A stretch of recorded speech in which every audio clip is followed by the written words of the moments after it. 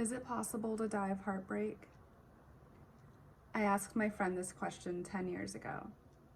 What was supposed to be a time of love and basking in post-Christmas cheer was instead one of those monumental moments that change you for the rest of your life.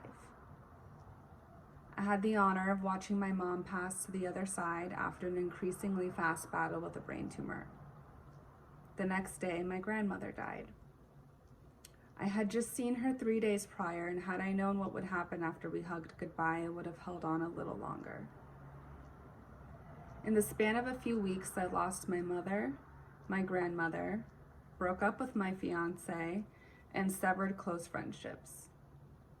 So there I was, unshowered and sleep deprived, asking my friend, is it possible to die of heartbreak? She looked at me with sad eyes, eyes of pity, uncertain of my fate. She may have even thought it was a rhetorical question. It wasn't. 10 years later, and I can now answer that question. No, I wouldn't die of heartbreak, nor would I ever, at least not if I don't choose to.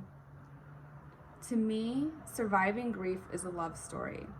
I use the term survive loosely because it's not something to overcome, triumph from, or even conquer.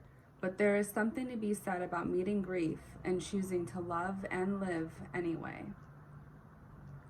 Fear of death is most of our versions of the boogeyman, and grief is the mask it wears. Meeting grief means being suspended in a new time and space, a space that paradoxically is rooted in a specific trauma-induced time, while also being the very denial of time. Because in grief space, we keep our loved ones alive while trudging through a physical reality that they're no longer bound to. Grief is nonlinear. It shows up when it wants, mostly uninvited. It can be 10 minutes or 10 years since you've met grief, and it will feel just the same. It's elusive.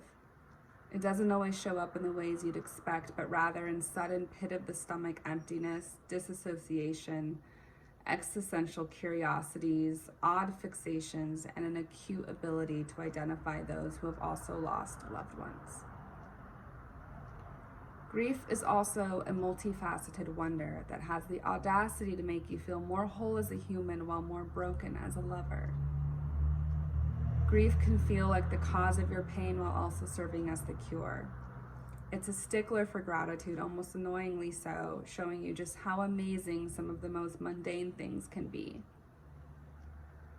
Being with grief is as confusing to others as it is to yourself. How are you allowed to ever smile and laugh again when someone you love dies? I felt like a maniacal psycho when I had the nerve to laugh at a joke just 2 days after my mom passed.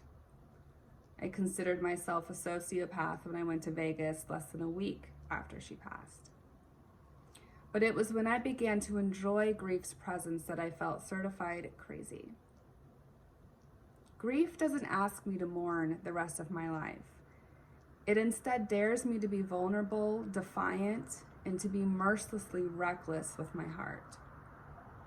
It asks me to love hard, to live free, to start over as many times as I need, to be selfish, to learn boundaries, to speak honestly, and to feel the range of human emotions as fluidly as water slipping through my hands. Grief is a dance, an ebb and flow, a softness, a whisper, a truth, and a mirror to the human experience. It's a tenderness rooted in strength. It's a forbidden love affair that has taught me my right to live freely and joyfully. Grief invites me to be detached through the attachment I have to my past loved ones. I could go on and on with the nuanced ways grief lives through me, but the point is, it lives, and so do I.